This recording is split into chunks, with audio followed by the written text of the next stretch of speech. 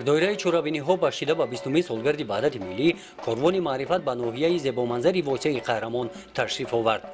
همسفران کاروان نمایندگان شعبه‌های مقامات اجرایی حکومت دولتی ولایت، شاعران و نویسندگان، هنرمندان را نزد قلعه تاریخی هولبوک این ساکنان با رقص و سرود استقبال گرفتند.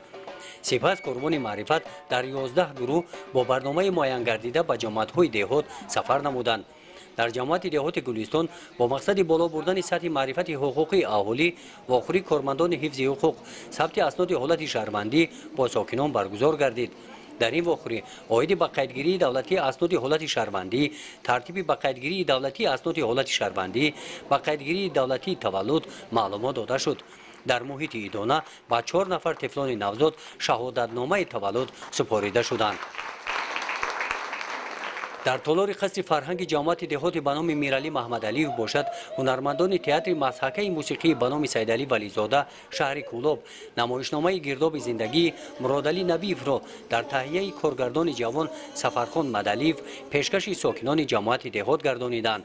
این نمایشنامه حیات عائلوی را در بر گرفته برای جوانان و همه تماشابین سراپا پند و مصلحت بود. تماشابینان دهات این نمایشنامه را با ذوق بلند تماشا کردند. در انجام نمایش و هنرمندان برای این برنامه اظهار مینه‌داری بیان نمودند. بعد این نمایشنامه هنرمندان تئاتر مسحکه موسیقی به نام عطا محمد جانوی شهر خرغانتپه به صحنه برآمدند. هنرمند خلقی تاجیکستان محمد علی ایوب، هنرمند شایسته جمهوری تاجیکستان علاءالدین عبداللهیف و دیگر هنرمندان با هنر والای خود خاطر تماشابینان را بالیده گردانیدند.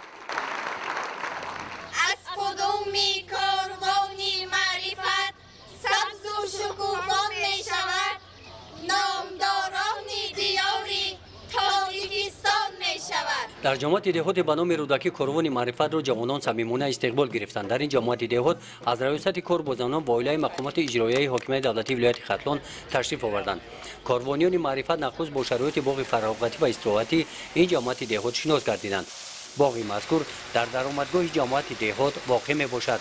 در این استراحتگاه هر بیگاه ساکنان سیر و گشت می نمایند. در پهلوی این استراحتگاه تالار ورزشی فعالیت دارد.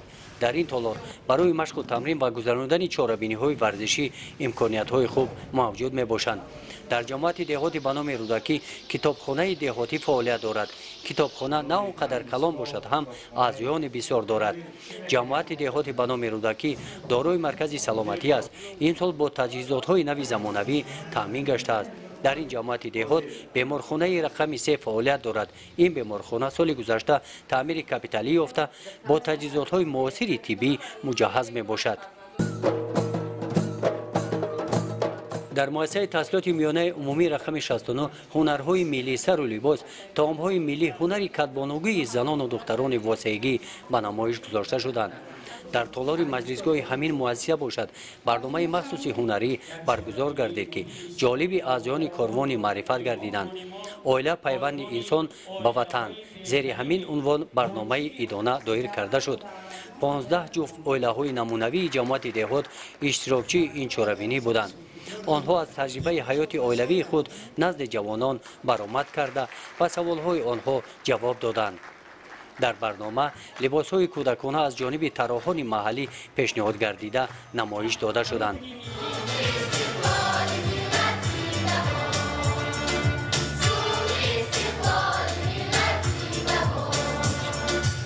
کاروان معرفت در ناحیه واسع شاهد صنعت والا، شعر و ترانه‌های دلنشین، عقل و معرفت بلند مردم شدند. گزارش خواجه نظریف خدای نظر ظهورов از ناحیه واسع برای برنامه اطلاعاتی نوید.